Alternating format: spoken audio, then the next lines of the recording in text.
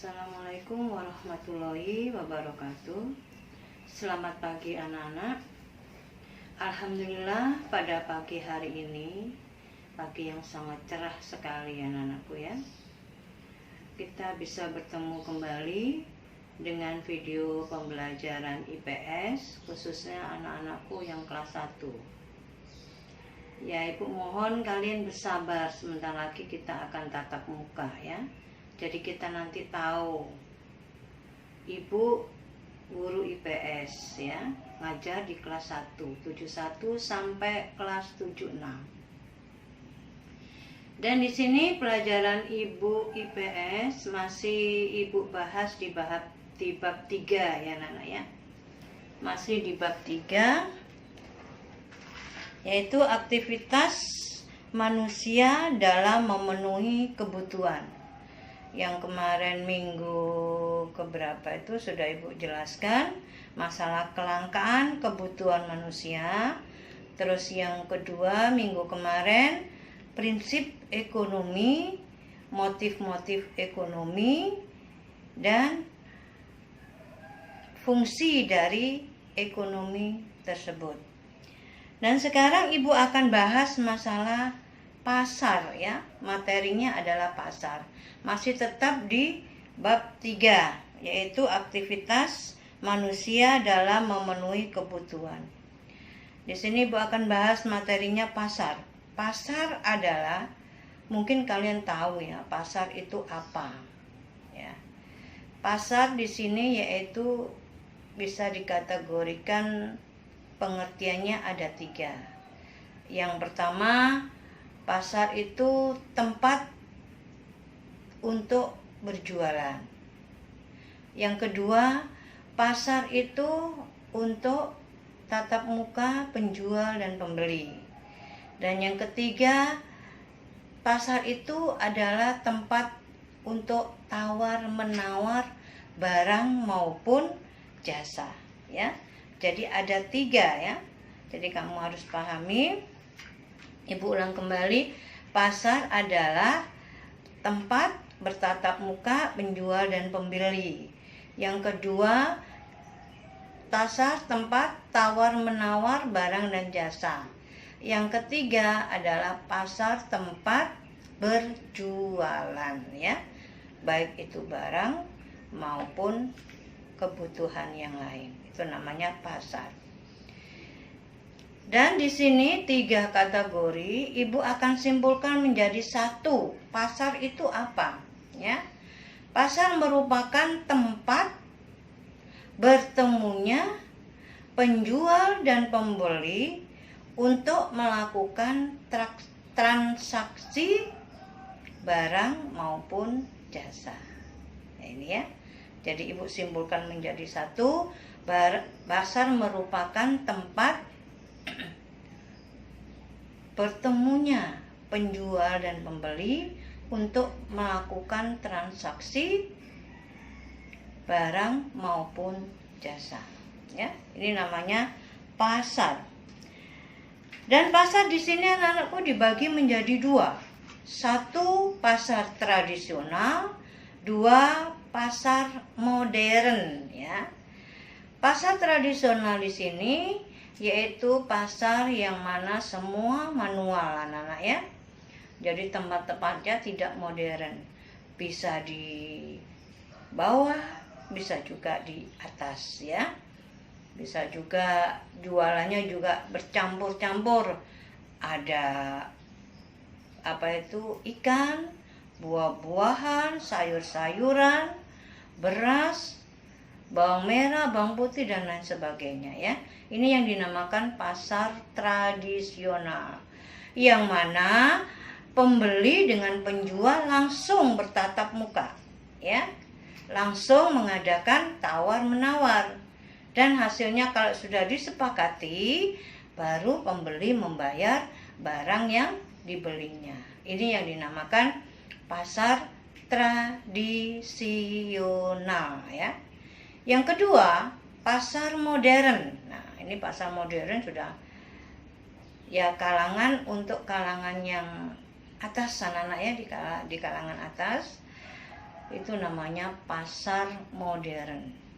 Dia tidak bisa enggak langsung dengan pembeli, dia bisa langsung dengan pembeli tapi menggunakan alat, ya. Alat komunikasi yang canggih. Ya, seperti kalian punya HP, ya. Terus bisa pakai kartu kredit kalau kita belanja di mall, ya. Itu pakai gesek aja, enggak usah pakai uang. Tapi kalau pasar modern masih tetap menggunakan pembayaran memakai langsung uang. Tapi kalau modern dia tidak memakai uang. Bisa pakai cek, bisa pakai kartu kredit. Nah, ini ya. Ini jadi perbedaannya sangat besar sekali. Ya, antara pasar modern dengan pasar tradisional. Paham anak-anak ya? Jadi pasar modern di sini bisa menggunakan alat komunikasi apa aja, Bu? Banyak sekali ya. HP bisa. Yang Ibu sebutkan tadi kartu kredit bisa. Pakai cek bisa. Pakai giro dan lain sebagainya ya. Ini digunakan untuk pasar modern, khusus pasar modern. Yang mana bisa ekspor impor, ini juga merupakan pasar modern, bukan pasar tradisional. Paham anak-anak ya? Untuk selanjutnya, yang ketiga, macam-macam pasar menurut wujudnya. Macam-macam pasar menurut wujudnya dibagi menjadi 6. Ya, Ibu ulang kembali. Macam-macam pasar menurut wujudnya itu dibagi menjadi 6. Bagi menjadi 6. Pahami ya? Macam-macam pasar menurut wujudnya terbagi menjadi 6. Yang pertama yaitu 1 menurut wujudnya. Yang kedua menurut jenis barang yang mau didagangkan atau diperdagangkan. Yang ketiga menurut organisasi. Organisasi yang mana dia membentuk satu organisasi, nanti barang itu akan dikirim kemana ya, ke luar negeri atau ke khusus Indonesia aja. Yang keempat menurut distribusi ya. Nah, distribusinya apa kira-kira? Yang kelima menurut waktu. Nah, waktu penyelenggara. Waktu penyelenggara ya. Ini yang dinamakan wujud dari pasar.